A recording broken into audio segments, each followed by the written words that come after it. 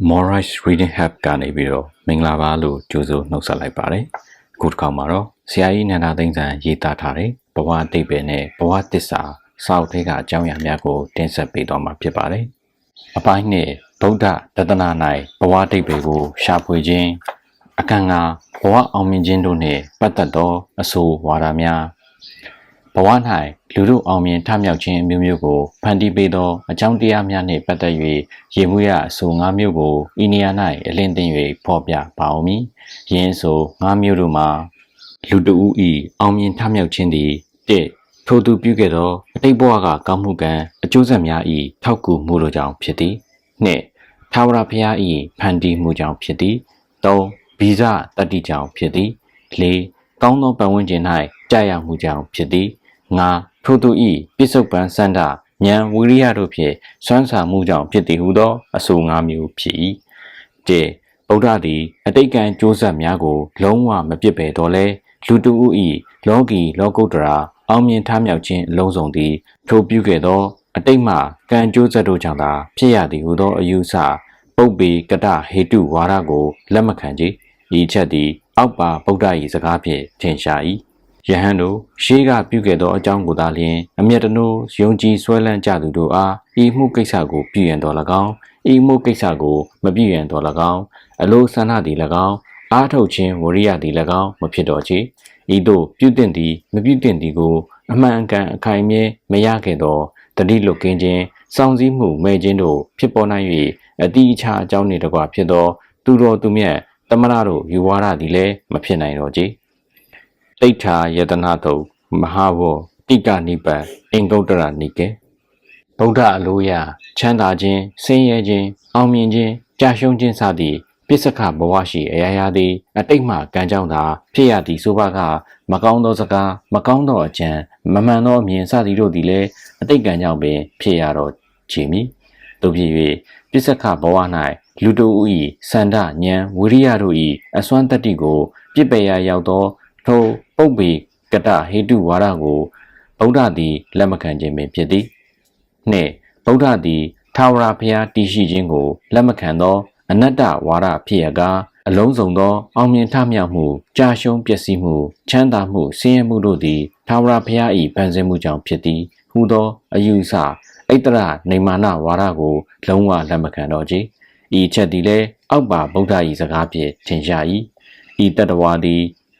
အလုံးစုံသည်ချမ်းသာခြင်းဒုက္ခကို၎င်းဆင်းရဲခြင်းဒုက္ခကို၎င်းချမ်းသာခြင်းဆင်းရဲမဟုတ်သောလျှလျူရှုခြင်းသဘောဥပိ္ပခာကို၎င်းခံစား၏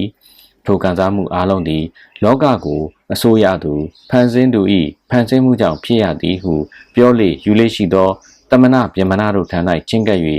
အရှင်တို့သင်တို့သည်ချမ်းသာခြင်းဒုက္ခဆင်းရဲခြင်းဒုက္ခဆင်းရဲမဟုတ်ချမ်းသာမဟုတ်ဥပိ္ပခာတို့သည်လောကကိုအစိုးရသူဖန်ဆင်းရှင်၏ဖန်ဆင်းမှုကြောင့်ဖြစ်ရသည်ဟုပြောလေယူလေရှိသည်မှာမှန်တော်ဟုငါမေး၏ထို့သောငါမေးတော်မှန်၏ဟုသူတို့ကဝန်ခံကြ၏ထိုသူတို့ကိုငါသည်ဤတို့ဆို၏အရှင်တို့တို့ဖြစ်လျင်သူတစ်ပါးအသက်ကိုတက်လေရှိသူတို့သည်လောကကိုအစိုးရသောဖန်ဆင်းရှင်၏ဖန်ဆင်းမှုဟူသောအကြောင်းကြောင့်ထို့သောသူတစ်ပါးအသက်ကိုတက်ဖြတ်ရခြင်းဖြစ်ရတော်ပေမည်မပေးသည်ကိုယူလေရှိသူတို့သည်လည်းလောကကိုအစိုးရသူဖန်ဆင်းသူ၏ဖန်ဆင်းမှုဟူသောအကြောင်းကြောင့်ထို့သို့ခိုးယူခြင်းပြုမှုကိုပြုလုပ်ရခြင်းဖြစ်ရတော်မည်။မြတ်သောအကျင့်ကိုကျင့်လေရှိသူတို့သည်လည်းလောကကိုအစိုးရသူဖန်ဆင်းရှင်၏ဖန်ဆင်းမှုဟူသောအကြောင်းကြောင့်ထို့သို့မြတ်သောအကျင့်ကိုကျင့်ခြင်းဖြစ်ရပေတော်မည်။မဟုတ်မမှန်ပြောလေရှိသူတို့သည်ဂုံကြောစကားပြောလေရှိသူတို့သည်ကြမ်းတမ်းသောစကားပိန်ပြင်းသောစကားတို့ကိုပြောလေရှိသူတို့သည်လည်းလောကကိုအစိုးရသူဖန်ဆင်းရှင်၏ဖန်ဆင်းမှုဟူသောအကြောင်းကြောင့်ထို့သို့ပြောဆိုဂုံကြောခြင်းစသည်တို့ကိုပြုရခြင်းဖြစ်ရတော်မည်သူတစ်ပါး၏စီစဉ်ကိုမမောလိရှိသူပျက်စီးလိုစိတ်ရှိသူတို့သည်လည်းလောကကိုအစိုးရသူဖန်ဆင်းရှင်၏ဖန်ဆင်းမှုဟူသောအကြောင်းကြောင့်ထို့သို့သူတစ်ပါးစီစဉ်ကိုမမောခြင်းပျက်စီးစေလိုခြင်းဖြစ်ရတော်မည်မှားသောမြင်ခြင်းမှားသောအယူရှိသူတို့သည်လည်းလောကကိုအစိုးရသူဖန်ဆင်းရှင်၏ဖန်ဆင်းမှုဟူသောအကြောင်းကြောင့်ထို့သို့အမှားမြင်ခြင်းအမှားယူခြင်းဖြစ်ရကြတော်မည်တိဋ္ဌာယနာတုမဟာဝတိကနိပတ်အင်္ဂုတ္တရနိကေဗုဒ္ဓလိုရလောကရှိကောင်းမှုဆိုးမှုဟူသည်များသည်လောကကိုဖန်ဆင်းသူထာဝရဘုရား၏ဖန်ဆင်းမှု ဝါထာဝရဘုရား၏အလိုဆန္ဒအတိုင်းစီမံပြဋ္ဌာန်းသည့်အတိုင်းဖြစ်ရသည်ဆိုလျှင်သူတစ်ပါးအသက်ကိုတတ်ခြင်းလိမ့်လေပြောဆိုခြင်းတို့သည်ထာဝရဘုရား၏ဖန်ဆင်းမှုစီမံပြဋ္ဌာန်းမှုကြောင့်ကြီးဖြစ်ကုန်ပေတော်မူထို့တူမှားသောယူကိုယူခြင်းမမှန်သောအမြင်ကိုမြင်ခြင်းမမှန်သောအလုပ်ကိုလုပ်ခြင်းတို့သည်လည်းထာဝရဘုရားကြောင့်ဖြစ်ကုန်ကြပေတော်မူဗုဒ္ဓလိုရလောကကိုအစိုးရသူဖန်ဆင်းသူကိုသာလျှင်အမျက်တနိုးယုံကြည်ဆွဲလန်းသူတို့အားဤမှုကိစ္စကိုပြည့်ရင်တော်၎င်းအမှုကိစ္စကိုမပြည့်ရင်တော်၎င်းအလိုဆန္ဒနှင့်အားထုတ်ခြင်းဝရိယသည်၎င်းမဖြစ်နိုင်တော့ကြဤနေရာ၌ဣတရနေမာနဝါဒီအချို့နှင့်ပုပ္ပေကရဟေတုဝါဒီတို့တူညီသောအချက်တစ်ချက်ရှိသည်မြတ်ဘဝ၌ပင်အချို့လူကောင်းများဒုက္ခရောက်ကြ၍အချို့လူမိုက်များကောင်းစားနေခြင်းသည်ထာဝရဘုရားကိုယုံကြည်သောသူတို့အားအုံနောက်ချောက်စီသောပြဿနာဖြစ်၏ထာဝရဝါဒီတို့သည်အဖြစ်ကိုရှာကြံ၍မရသောကြောင့်ထာဝရဘုရား၏အလိုတော်တိုင်းဖြစ်သည်ထာဝရဘုရား၏အလိုကိုကြံစည်၍မရအပ်ဟုဆိုကြသည်ကမ္မဝါဒဆွဲရှိသောပုပ္ပေကရဟေတုဝါဒီများကမူကံစီမံသည့်အတိုင်းဖြစ်သည်ဟုဆို၏ဤဒီမှာမတိမမြင်ရသောထာဝရဘုရား၏နေရာ၌လက်တွေ့စမ်းသပ်၍မရအပ်သောတရားတစ်ခုကိုအစားထိုးခြင်းမျှသာဖြစ်၍ထာဝရဘုရားယူနှင့်သဘောအပြည့်ထပ်တူဖြစ်၏စင်စစ်လူလောကကြီးကမောက်ကမဖြစ်နေမှုသည်ဗုဒ္ဓဝါဒီဖို့ပြဿနာတည်းရမဟုတ်ချေဗုဒ္ဓဝါဒီသည်ပိဿုပန်၌အောင်မြင်မှုဆုံးရှုံးမှုဆင်းရဲမှုချမ်းသာမှုအမျိုးမျိုးသည်အတိတ်ကံကြောင့်ကြီးဟုမယူဆဘဲလက်ရှိစန္ဒဉာဏ်ဝိရိယပဝန်းကျင်ခြေနေစသည့်အကြောင်းတို့ကိုပါထည့်သွင်းရှုမြင်သောကမ္မတက္ကတာတမာဒိဋ္ဌိဝါဒပင်ဖြစ်သည်တို့ဖြစ်၍ပိဿုပန်ဉာဏ်အမျော်မြင်နည်းမှုကြောင့်မအောင်မြင်ရခြင်းကိုပင်အတိတ်ကံဉာဏ်မှုကြောင့်ဟုတတိချမမှတ်ယူသင်ကြဦးဝေးမောင်ဗုဒ္ဓနှင့်ဗုဒ္ဓဝါဒဒုတိယပိုင်းစာ19အရှင်ဂေါရမဤတတ္တဝါပုဂ္ဂိုလ်သည်တစုံတစ်ခုသောဒုက္ခကိုဖြစ်စေဒုက္ခကိုဖြစ်စေဥပိ္ပခာကိုဖြစ်စေခံစား၏ထိုအလုံးသောခံစားမှုတို့သည်ရှေးကံကြောင့်ဖြစ်သည်ဟုဆိုလေးရှိကုန်သောအချို့သောတမနာဗျမနာတို့သည်ရှိကုန်၏ထိုအရာ၌အရှင်ဂေါရမသည်အဘယ်သို့ဆိုပါသနည်းဤလောက၌ဝေဒနာတို့သည်တလိပ်ကြောင့်တော်၎င်းလေကြောင့်တော်၎င်းတဲကြည်တလိပ်လေသုံးပါးပေါင်းစုံခြင်းကြောင့်တော်၎င်းဖောက်ပြန်ခြင်းကြောင့်တော်၎င်းမညီမညွတ်ဆောင်ရွက်ခြင်းကြောင့်တော်၎င်းကံဤအကျိုးကြောင့်တော်၎င်းဖြစ်ကုန်၏ဤအကြောင်းကိုကိုယ်တိုင်လည်းသိရ၏လောကကလည်းအမှန်ဟုသမုတ်ရ၏တို့ဖြစ်သောကြောင့်တစုံတစ်ခုသောဝေဒနာခံစားရခြင်းသည်ရှေးကံကြောင့်ကြီးတာဖြစ်သည်ဟုဆိုသောသူတို့၏စကားကိုအမှားဟုငါဆို၏ဒီဝကတောအထသဟပိရိယာယဝဝေဒနာတန်ယုတ်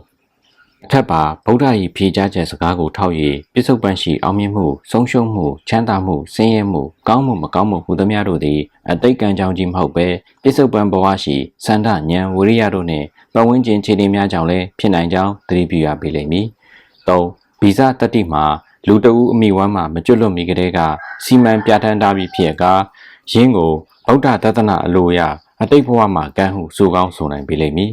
ဗံပညာသည်ဗီဇတတ္တိကိုပြောင်းလဲနိုင်ရန်ကြိုးပမ်းနေပေရာမိကဲ့သို့အကျိုးသက်ရောက်မှုများဖြစ်လာနိုင်မည်ကိုတေချာမပြောနိုင်သေးချေလောလောဆယ်ဆယ်အားဖြင့်မူကြော်လွန်ခဲ့ပြီးသောဗီဇတတ္တိ၏အစကိုမကောင်းလျင်ကောင်းအောင်ဖန်တီးရန်မှာလွယ်ကူသောကိစ္စမဟုတ်တော့ချေ၄လူတဦး၏အောင်မြင်ထမြောက်မှုသည်ကောင်းသောပတ်ဝန်းကျင်၌ထိုသူကြာရမှုကြောင့်ဖြစ်သည်ဟူသောအဆိုကိုဗုဒ္ဓသည်မပြစ်ပယ်ချေပတ်ဝန်းကျင်ဟုဆိုရ၌ရုပ်ပိုင်းပတ်ဝန်းကျင်နှင့်လူမှုပတ်ဝန်းကျင်နှစ်မျိုးလုံးကိုဆိုလိုပေသည်ကောင်းသောပတ်ဝန်းကျင်သည်လူတဦးအားချမ်းသာခြင်းကို၎င်းအောင်မြင်ထမြောက်ခြင်းကို၎င်းများစွာထောက်ကူပြုနိုင်သည်မှာမငြင်းသာကြပညာရှိကိုမိဝဲစည်းကပ်ရခြင်းတင့်လျော်လျောက်ပတ်သောအရက်သေးသား၌နေရခြင်းတို့သည်လူတဦးအားကောင်းကျိုးပြုနိုင်ကြောင်းဟောပြောသောမင်္ဂလာတုတ်နှင့်အခြားများစွာသောတုတ်တို့မှာဗုဒ္ဓ၏စကားတို့ကိုထောက်၍လောကီလောကုတ္တရာအောင်မြင်ထမြောက်ရေး၌ပတ်ဝန်းကျင်၏အရေးကြီးခြင်းကိုဗုဒ္ဓလေးနက်ပြုသည်မှာထင်ရှား၏တို့ရာတွင်ပတ်ဝန်းကျင်သည်လူ၏အောင်မြင်ထမြောက်ရေးအတွက်အထောက်ပံ့ပြု၍အရေးကြီးသည်မှာမှန်တော်လဲအတိတ်ပစ္စုပန်အကြောင်းမျိုးမျိုးကြောင့်လူသည်ကောင်းသောပတ်ဝန်းကျင်၌အစဉ်ကြရောက်ဖို့ရန်မလွယ်ကူကြပတ်ဝန်းကျင်နှင့်စီလျော်အောင်နေနိုင်ရန်မိမိ၏ဉာဏ်စွမ်းဝရိယစွမ်းလိုတဲ့ကဲ့သို့မကောင်းသောပတ်ဝန်းကျင်ဖြစ်လျင်ကောင်းသောပတ်ဝန်းကျင်ဖြစ်အောင်ပြုပြင်ထိန်းချုပ်ရန်လည်းမိမိဉာဏ်စွမ်းဝိရိယစွမ်းတို့လိုပေလိမ့်မည်လူသမိုင်း၌လူတို့သည်အချင်းချင်းစုပေါင်း၍မိမိတို့၏လူမှုရေးစီးပွားရေးပတ်ဝန်းကျင်ကောင်းမြတ်ရအောင်ပြုပြင်ထိန်းချုပ်ခဲ့ကြသည်စင်စစ်လူတို့သည်မိမိတို့ကိုယ် အာကိုခြင်းမိမိဉာဏ်ဝရိယစွမ်းရည်တို့ကိုအာကိုခြင်းတဲ့အခြားသောအခြေအနေအထောက်အကူတို့ကိုစိတ်ချလက်ချအာကိုရန်မဖြစ်နိုင်ကြမိမိဒီတာမိမိ၏ကိုးစားရာဖြစ်၏ဟူသောဗုဒ္ဓစကားသည်ဤအချက်ကိုရည်ညွှန်းခြင်းဖြစ်ပေလိမ့်မည်ဓမ္မပဒ160 380ငါလူတဦး၏လောကီလောကုတ္တရာအောင်မြင်ထမြောက်ခြင်းသည်ထိုသူ၏ပစ္စုပန်စန္ဒဉာဏ်ဝရိယတို့ဖြင့်စွမ်းဆောင်မှုကြောင့်ဖြစ်သည်ဟုသောအဆိုကိုဗုဒ္ဓသည်မငြင်းပယ်ကြောင်းထင်ရှားပြီးဖြစ်၏စင်စစ်လူတဦး၏ပစ္စကဘဝ၌လက်စုပ်လက်ကိုင်ပိုင်ဆိုင်၍အားကိုးပြုနိုင်သောအရာတို့မှာထိုသူ၏စန္ဒဉာဏ်ဝရိယတို့သာလျှင်ဖြစ်၏ဖော်ပြပြီးခဲ့သည့်အတိုင်းဗုဒ္ဓသည်ပုပ္ပေကတဟေတုဝါဒကိုပြစ်ပယ်တော်လဲအတိတ်ဘဝကကံကြိုးဆက်များ၏ထောက်ပံ့မှုကိုမငြင်းပယ်ကြဗုဒ္ဓဝါဒအလိုအရအတိတ်ဘဝမှာကြီးလေးသောမကောင်းမှုဒုစရိုက်ကံများသည်လူတဦး၏ပစ္စုပန်အောင်မြင်ရေးကိုဟန်တာတက်၍အတိတ်မှကြီးသောဝါစွမ်းအင်ကောင်းသောကောင်းမှုကံများသည်လည်းလူတဦး၏ပစ္စုပန်အောင်မြင်မှုကိုအကျိုးပြုနိုင်၏တို့ဖြစ်၍ဗုဒ္ဓသည်အတိတ်ကံအကျိုးဆက်မရှိဟုလက်မခံတော်လဲအောင်မြင်မှုဆုံးရှုံးမှုမှန်သမျှအတိတ်ကံကြောင့်ကြီးဖြစ်ရသည်ဟု၍ကမယူဆချေတဖန်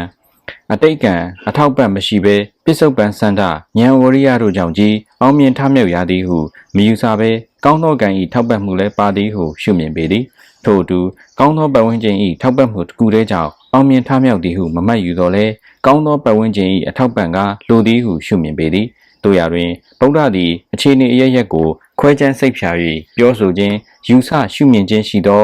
ဝိပဿဝါဒီဖြစ်ရကားပစ္စုပန်ဘဝ၌လည်းလူတူ၏လောကီလောကုတ္တရာအောင်မြင်ထမြောက်ရေးအတွက်ထိုသူ၏ပစ္စုပန်စန္ဒဉာဏ်ဝရိယသည်အရေးကြီးဆုံးဖြစ်သည်ဟုပစ္စုပန်ခြေနေကိုသုံးသပ်၍မကြာခဏဖော်ပြသည်ကိုတွေ့ရ၏ဤသို့အသက်ရှိခြင်းကိုဖြစ်စေတတ်သောအကျင့်သည်အသက်ရှိစေတတ်၏တတ်တိုခြင်းကိုဖြစ်စေတတ်သောအကျင့်သည်အသက်တိုစေတတ်၏အနာများခြင်းကျမ်းမာခြင်းအစင်းမလှခြင်းအစင်းလှခြင်းအချမ်းရလဲခြင်းအချမ်းရများခြင်းစသည်တို့သည်လည်းထိုနည်းနှင့်ဖြစ်၏စုလကမ္မဝိပင်္ဂတုံမြစီမလိကေအထက်ပါဗုဒ္ဓ၏စကားကိုထောက်၍မိမိနှင့်အသက်ဆိုင်ဆုံးလက်ရှိဘဝ၌ဖြစ်နိုင်ရနိုင်သောအရာတို့ကိုကြိုးပမ်းလှုပ်ဆောင်ဖို့သည်ဗဒါနဖြစ်ပေရာကျော်လွန်ခဲ့ပြီဖြစ်သောအတိတ်ကံအတိတ်မှအကျိုးဆက်တို့ကိုစောင့်မျှော်နေရန်လည်းမလိုအားကိုးနေရန်လည်းမလိုပစ္စကဘဝ၌လိုအပ်ခြင်းမရှိဘဲမိမိလက်ရှိပိုင်ဆိုင်နေသောဉာဏ်ဝရိယတို့ကိုအားကိုးပြု၍လှုပ်တင်လှုပ်ထိုက်သည်တို့ကိုလှုပ်ဖို့သာရှိသည်ဟုယူဆရမည်ဖြစ်လေသည်ဘဝအောင်မြင်ထမြောက်ရေးတို့နှင့်ပတ်သက်၍ဗုဒ္ဓ၏အယူဆတို့ကိုခြုံ၍ကြည့်လိုက်လျင်အောက်ပါအချက်နှစ်ချက်ကိုတွေ့ရပေလိမ့်မည်ဗုဒ္ဓသည်အတိတ်ကံကိုလုံးဝမဖြစ်ပေတော့လဲဘဝအောင်မြင်ထမြောက်မှုဟူသမျှသည်အတိတ်ကံ၏ဖန်တီးမှုကြောင့်ကြီးဖြစ်သည်ဟုသောအယူဆနှင့်ဘဝအောင်မြင်ထမြောက်မှုဟူသမျှသည်ထာဝရဘုရား၏ဖန်တီးမှုကြောင့်ကြီးဖြစ်သည်ဟုသောအယူဆတို့ကိုပြစ်ပယ်လေသည်နှင့်အတိတ်မှကံတရားတို့သည်ပြစ္ဆုတ်ပံဘဝ၌ကောင်းသောထောက်ပံ့မှုကိုပြုသည်ဖြစ်စေမကောင်းသောထောက်ပံ့မှုကိုပြုသည်ဖြစ်စေလူတဦးသည်ပြစ္ဆုတ်ပံ၌မိမိ၏စန္ဒဉာဏ်ဝရိယတို့ကိုသာအားကိုးပြု၍လှုပ်တင်လှုပ်ထိုက်သောလှုပ်တို့ကိုလှုပ်ရမိတာဖြစ်သည်။ဘယ်ကြောင့်ဆိုသောမိမိ၏အသက်ဆိုင်ဆုံးအရာမှာလက်ရှိပြစ္ဆုတ်ပံအခြေအနေပင်ဖြစ်၍မိမိ၏ပြစ္ဆုတ်ပံ၌ကောင်းသောကံများကိုဖန်တီးရန်အသေးချာပိုင်ဆိုင်အားကိုးနိုင်သောအရာများမှာလည်းမိမိ၏စန္ဒဉာဏ်ဝရိယတို့ပင်ဖြစ်သောကြောင့်သည်အထက်ပါအကျဉ်းချက်ကိုမှီ၍အောက်ပါအယူဆနှစ်ခုကိုလည်းရလာနိုင်ပေသည်ဗုဒ္ဓတဒနာသည်လောကီလောကုတ္တရာ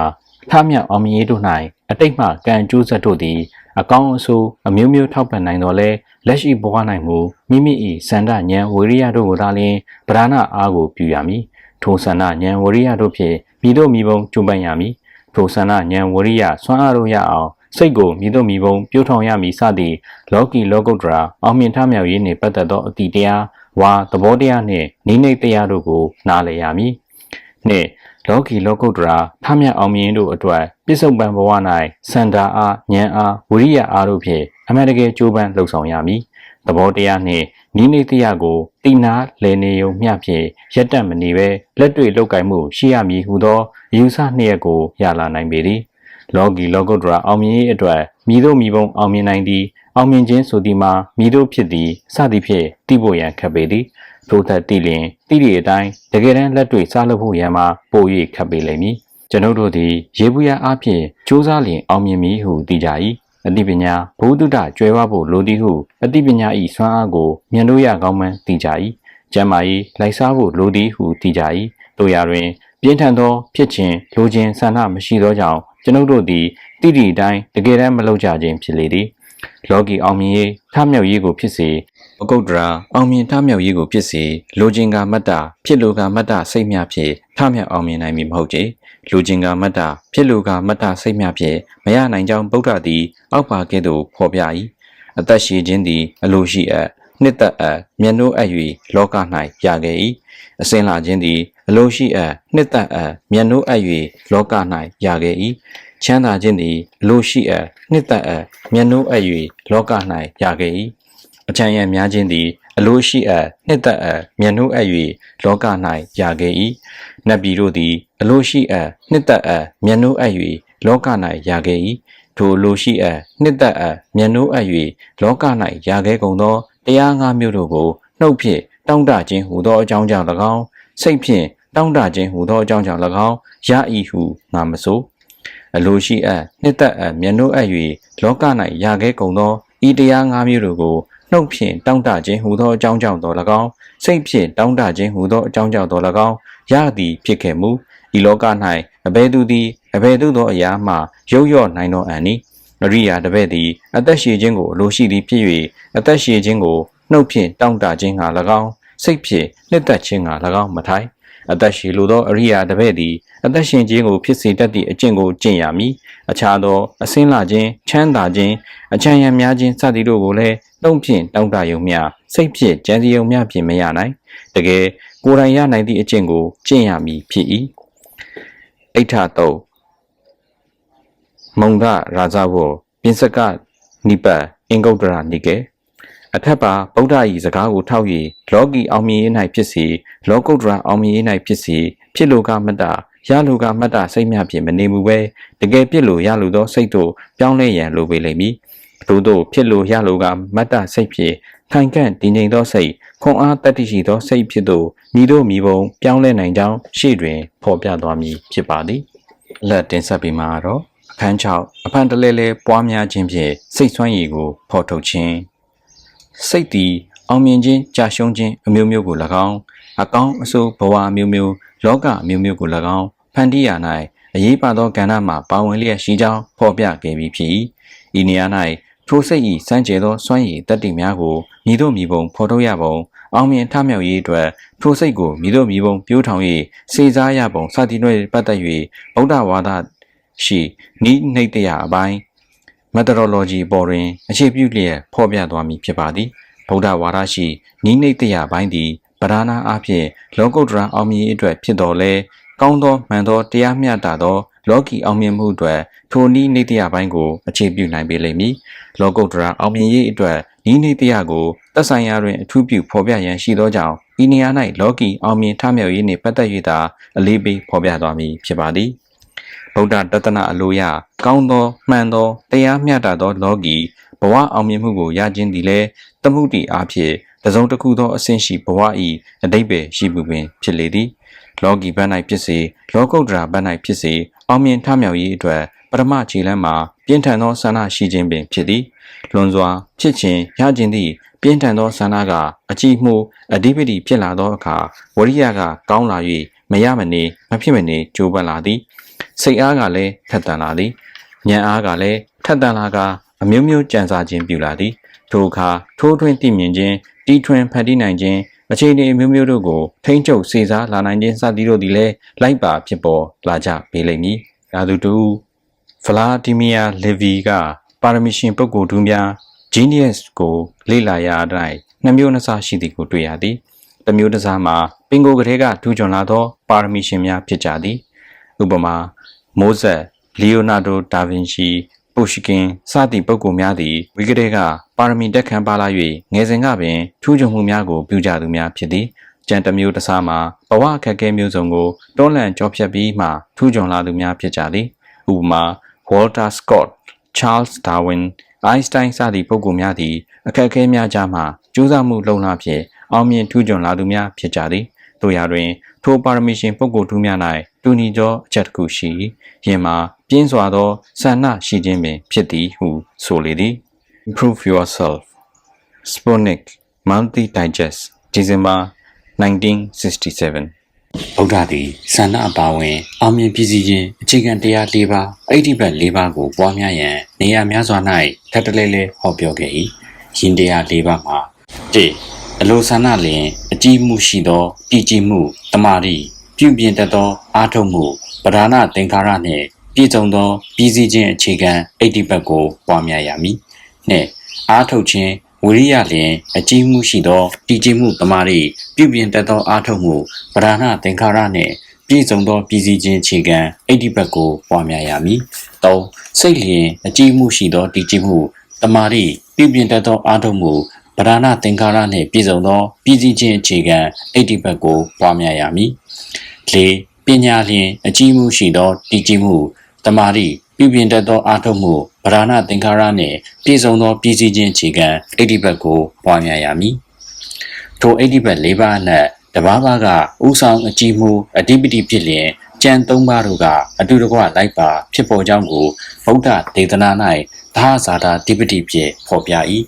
သဟဇာတာဓိပတိဆိုသည်မှာအတူတကွလည်းဖြစ်ခြင်းအကြည်မှုလည်းဖြစ်ခြင်းဟုအဓိပ္ပာယ်ရ၏ဥပမာတကူအာနာရှိသောတိုင်းပြည်အုပ်ချုပ်သူခေါင်းဆောင်တဦးသည်မိမိလက်အောက်မှအုပ်ချုပ်ရေးဆိုင်ရာပုဂ္ဂိုလ်များတိုင်းသူပြည်သားများအပေါ်မိမိအလိုကျလွှမ်းမိုးချုပ်ကိုင်နိုင်စွမ်းရှိ၏ထိုနည်းနေပင်ခိုင်ခံ့ပြင်းထန်သောစန္ဒဓိပတိသည်မိမိနှင့်တကွဖြစ်ဖက်နာယုတ်တဘာဝများပေါ်လွှမ်းမိုးနိုင်စွမ်းရှိလေသည်ခေါင်းဆောင်၏သဘောကျလက်အောက်ခံအုပ်ချုပ်ရေးဆိုင်ရာပုဂ္ဂိုလ်များတိုင်းသူပြည်သားများကလိုက်နာကြရသကဲ့သို့ဇန္တာဓိပတိ၏အလိုကျဝရိယကကြိုးစားလာရသည်စိတ်အားတတ္တိကထက်သန်လာရသည်ပညာကတွေးခေါ်ကြံစာခြင်းထိုးထွင်းတည်မြဲခြင်းကိုပေးရသည်တခါတရံခေါင်းဆောင်ဖြစ်သူကလမ်းမနေ၍လက်အောက်ပုဂ္ဂိုလ်တို့ကကန့်ကွက်ဆန့်ကျင်တော်လဲကန့်ကွက်ဆန့်ကျင်မရသောအခါခေါင်းဆောင်၏အလိုတိုင်းလိုက်ပါပြုမှုနေရသကဲ့သို့ပြင်းထန်လွန်ကဲသောဆန္ဒကလမ်းလွဲနေသည့်အခါပညာကကန့်ကွက်ငြင်းဆိုမရသောကြောင့်ပညာကတော့မှလူမိုက်အားပေးသဘောဖြင့်ခွင့်လွှတ်နိုင်စရာအမှားများဖြစ်အောင်စင်ကြေစင်လက်တို့ကိုပေးကဆန္ဒ၏အလိုသို့လိုက်တက်ပေးသည်ထို့သောဆန္ဒလွန်ကဲသည့်အခါဖြစ်ပေါ်ဖြစ်ပတ်ဝိရိယစိတ်ပညာတို့နှင့်အတူအခြားနာယုတ်တဘာဝများကဆန္ဒ၏ကြေးကျွန်တပွဲဆန္ဒ၏အလိုသို့လိုက်ရ၏ဆန္ဒ၏အမိန့်ကိုနာခံရ၏ဆန္ဒကအရှင်သခင်ဖြစ်နေ၏ဆန္ဒကအဓိပတိဖြစ်နေ၏ဆန္ဒတိဟူသောယထာစကောင်းခုန်နှင်သောအခါကြံသောသဘောတရားတို့သည်ယထာရွဲများတစ်ဖွဲနောက်မှလိုက်ကြရတကဲ့သို့ပင်ထို့အတူဝရိယကပြင်းထန်သည့်အခါစိတ်အားတတ္တိကခိုင်မာထက်သန်သည့်အခါဉာဏ်ပညာကလွန်ကဲသည့်အခါဝရိယစသည်တို့နောက်သို့ဆန္ဒစသည်တို့ကလိုက်ပါရသောသဘောရှိသို့ဖြစ်၍ထိုဆန္ဒစသည့်ပြည်စည်းခြင်းအခြေခံသဘောအိဋ္ဌိပတ်တို့သည်လောကီလောကုတ္တရာအောင်မြင်ရေးအတွက်အရေးကြီးဆုံးအားကိုးရာများဖြစ်ပေလိမ့်မည်ထိုပြင်းထန်ခိုင်ခံ့သောဆန္ဒစသည်တို့ကိုရရှိလာရန်မှာလဲအဖန်တလဲလဲပွားများခြင်းဘာဝေတ္တပနည်းဖြင့်ရရှိနိုင်သည်ဟုဆိုရပေလိမ့်မည်ထိုအဖန်တလဲလဲပွားများခြင်းဖြင့်အကျိုးဖြစ်ထွန်းပုံကိုဗုဒ္ဓဒေသနာ၌အာတိဝနပစ္စယတတ္တိအနေဖြင့်ဖော်ပြထား၏အာတိဝနပစ္စယတတ္တိဆိုသည်မှာအဖန်တလဲလဲဝါထပ်တလဲလဲပြုပြင်ခြင်းဖြင့်ရှေတရားတို့သည်နောက်တရားတို့ကိုကျေစုပြုနိုင်သောစွမ်းရည်တတ္တိကိုဆိုလိုပေသည်ဥပမာပညာရက်တစ်ခုခုကိုသင်ကြားသည်ဆိုအပ်ထို့သောသင်ကြားရာ၌အစပထမတွင်ခက်ခဲပေလိမ့်မည်တို့ရာတွင်လေ့လာရင်နောက်တွင်တဖြည်းဖြည်းလွယ်ကူလာ၏အစပထမတွင်ခက်၍နောက်တွင်လွယ်ကူလာခြင်းမှာအကြောင်းပဲဖြစ်သည်မဟုတ်အစပထမပိုင်းတွင်သင်ကြားမှုဟူသောအကြောင်းတရား၌ထက်ကအဖန်တလဲလဲလေ့လာခြင်းဟူသောအစွမ်းအာတိဝနတတ္တိကြောင့်ပင်ဖြစ်၏လေးနက်တိမ်မွေးသောစာပေကိုဖတ်ရှုသည့်အခါခက်ခဲသည့်စာကြောင်းဝါစာပိုက်ကိုတွေ့သည်ဆိုအပ်ပထမတစ်ခေါက်ဖတ်ရုံမျှဖြင့်ဆိုလိုချက်ကိုသဘောပေါက်နောက်ဒုတိယတစ်ခေါက်ထပ်ဖတ်၏နည်းနည်းသဘောပေါက်လာသည်နောက်တတိယစတုတ္ထစသည်ဖြင့်ထက်ကဖတ်သောအခေါက်များတွင်ပို၍သဘောပေါက်လာသည်ဤတွင်ပထမဖတ်ခြင်းသည်ဖတ်ခြင်းပင်ဖြစ်သည်ဒုတိယတတိယဖတ်ခြင်းသည်လည်းဖတ်ခြင်းပင်ဖြစ်သည်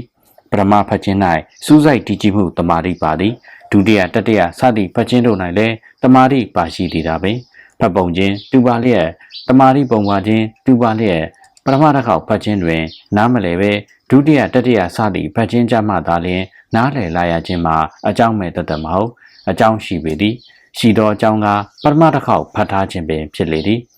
ပထမဖတ်ခြင်းသည်ဖတ်ခြင်းမျှသာဖြစ်သည် ထပ်ဖတ်ခြင်းဟုမဆိုတာဝါအာတိဝနတတ္တိမရှိလေဒုတိယဖတ်ခြင်းစသည်တို့ကိုထပ်ဖတ်ခြင်းဟုဆိုနိုင်လာ၏ထပ်တလဲလဲပြုခြင်းဟုဆိုနိုင်လာ၏ဝါအာတိဝနတတ္တိရလာ၏အာတိဝနတတ္တိမရှိသောတရားထက်အာတိဝနတတ္တိရှိသောတရားကပို၍ဆွမ်းထက်ပေရာထက်မြက်သောစိတ်ဓာတ်ထက်မြက်သောအတိညာဉ်တို့ကိုတာမန်ဟန်တာအကန့်တတ်သည်အခုခံပြု၍မနေနိုင်ကြရှုပ်ထွေးသောတရားသည်ရှင်းလာရ၏ထက်ခဲသောအရာသည်လွယ်ကူလာရ၏ထို့ကြောင့်အာတိဝနတတ္တိမရသေးသောပထမတစ်ခေါက်ဖတ်ခြင်းတွင်ရှုပ်နေခက်ခဲနေသောသဘောတရားသည်အာတိဝနတတ္တိရလာသောဒုတိယအခေါက်ဖတ်ခြင်းတွင်ရှုပ်နေခက်ခဲနေနိုင်စွမ်းမရှိတော့ဘဲရှင်းလင်းလွယ်ကူလာရခြင်းဖြစ်လေသည်အရှင်အာစိန်နာပရိစ္ဆသမုပ္ပါ၌အဖွင့်စာ488-490ထို့သူပြောညံသောဝိရိယမှမဖြစ်မနေဝိရိယသို့၎င်းပြောညံသောစိတ်မှခိုင်ခံ့သောစိတ်သို့၎င်းမထက်မြက်သောပညာမှထက်မြက်သောပညာသို့၎င်းမိကမှတ်တာဖြစ်သောစန္ဒမှထပ်တန်ပြင်းထန်သောဆန္ဒသို့၎င်းရောက်ရှိလာရန်မှာလဲပထမအဆင့်နေဖြင့်အဖန်တလဲလဲထက်ကပွားများခြင်းပြုရပေလိမ့်မည်သို့ဖြစ်၍ပြင်းထန်သောဆန္ဒဖြစ်လာစေရန်ငါသည်ဤအရာကိုအမှန်လိုခြင်းသည်ငါလိုချင်သောအရာကိုမလွဲမသွေရရမည်ငါဖြစ်ချင်သောအရာသည်မလွဲမသွေဖြစ်ရမည်စသဖြင့်မိမိကိုယ်မိမိယုံကြည်စိတ်ချစွာအဖန်တလဲလဲပွားများရပေလိမ့်မည်ပထမဖြစ်ခြင်းလိုချင်ဆန္ဒသည်ဖြစ်ခြင်းလိုချင်ကမတ္တမျှတာဖြစ်သည်ထို့ကြောင့်အာတိဝနတတ္တိမရှိသေးဒုတိယတတိယစသည့်ပွားများခြင်းသည်ထပ်၍ဖြစ်ခြင်းလိုချင်လာခြင်းဟုဆိုလာနိုင်သည်ဝါအာတိဝနတတ္တိရလာသည်တို့ဖြစ်၍အာတိဝနတတ္တိမရှိသောအစောပိုင်းကဖြစ်လို့ရလို့ဆန္ဒထက်အာတိဝနတတ္တိရှိလာသောဖြစ်လို့ရလို့သည့်နောက်ဆန္ဒတို့ကပို၍အစွမ်းထက်မြက်လာသည်ပြင်းထန်လာသည်စိတ်ဤတဘာဝမှာပွားလေများလေအလိုက်တကြီးဖြစ်လေပင်သည်ထို့သူဝိရိယထက်တန်စီရန်လဲငါသည်ငါလိုခြင်းဖြစ်ခြင်းသောအရာကိုမရမနေကြိုးစားမည်ငါသည်မိသည့်အခါမှဝိရိယကိုမလျှော့စသဖြင့်မိမိကိုယ်ကိုမိမိယုံကြည်စိတ်ချစွာအဖန်တလဲလဲပွားများခြင်းတို့ကို၎င်းစိတ်ထက်တန်စေရန်လဲငါသည်ငါမျှော်လင့်သောကြိုးပမ်းနေသောအရာတို့၌မပြော့ညံ့သောစိတ်ဖြင့်ဆွမ်းဆောင်နိုင်သည်ငါ၌အခိုင်ကန့်တည်ကြည်သောထက်တန်သောစိတ်ရှိသည်ငါစိတ်သည်အစွမ်းကုန်ထက်တန်လာပြီးစသဖြင့်မိမိကိုယ်ကိုမိမိယုံကြည်စိတ်ချစွာအဖန်တလဲလဲပွားများခြင်းကို၎င်းပညာထက်တန်စေရန်လဲငါသည်ငါမျှော်လင့်ကြိုးပမ်းနေသောအရာတို့နှင့်ပတ်သက်၍ထိုးထွင်းတည်မြင်ရမည်ငါ၌ထူးခြားသောအသိမြင်ရှိသည်ရှိရမည်စသဖြင့်မိမိကိုယ်ကိုမိမိယုံကြည်စိတ်ချစွာအဖန်တလဲလဲပွားများခြင်းကို၎င်းပြုရမည်ဖြစ်လေသည်ထို့သို့ပွားများရ၌ယုံကြည်မှုတရားသည်မရှိမဖြစ်ရှိရပေလိမ့်မည်ဗုဒ္ဓအလိုရယုံကြည်စိတ်ချမှုစွမ်းအားတရားဗလမရှိလင်လဲမကောင်းစိတ်ကြစိတ်တို့ကိုတွန်းလှန်နိုင်မည်မဟုတ်ချေအထက်တွင်ဖော်ပြတဲ့ကဲ့သို့မိမိကိုယ်ကိုမိမိယုံကြည်မှုဖြင့်စိတ်ကိုပွားများခြင်းသည်မိမိမျှော်လင့်သောအရာအတွက်ကိုယ်တည်လက်ရောက်ကြိုးပမ်းရန်အားယူခြင်းဖြစ်နိုင်ပေသည်ကိုယ်တည်လက်ရောက်ကြိုးပမ်းရ၌လည်းမိမိမျှော်လင့်သောအရာအတွက်လိုချင်သောပြင်းပြသည့်ဆန္ဒအားထိုလိုချင်သောအရာအတွက်လုံးပန်းစုဆိုင်နေသောပြင်းပြထက်သန်သည့်ဝိရိယအားစိတ်အားပညာအားတို့ကိုနောက်တန်းသို့အားရော့၍ပြန်မကျစေဘဲထိုအဖန်တလဲလဲပွားများခြင်းဖြင့်ရှေ့တန်း၌သာအမြဲရှိနေအောင်တင်ပေးထားနိုင်ပေလိမ့်မည်ထိုစန္ဒဝိရိယစသည့်အားတို့ဖြင့်အဖန်တလဲလဲကိုတိလက်ရောက်ဆွမ်းဆောင်ရ၌လဲအာတိဝနတတ္တိကြောင့်ထိုဆွမ်းဆောင်မှုသည်အောင်မြင်ခြင်းစီသို့ဥတီသွားပေလိမ့်မည်ဒီနေရာမှာအခန်း6အဖန်တလဲလဲပွားများခြင်းဖြင့်စိတ်ဆွမ်းရည်ကိုဖော်ထုတ်ခြင်းပထမပိုင်းကိုရန်နာဝင်ပြုပါနောက်ထပ်ပိုင်းမှာဆက်လက်တင်ဆက်ပေးသွားမှာဖြစ်ပါတယ်နားဆင်ပေးခဲ့ကြတဲ့အတွက်ကျေးဇူးများတင်ပါတယ်နောက်ထပ်ပိုင်းဒီမှာပြန်လည်ဆုံတွေ့ကြမယ်နော်မင်္ဂလာရှိသောနေ့ရက်များပိုင်ဆိုင်နိုင်ပါစေခင်ဗျာ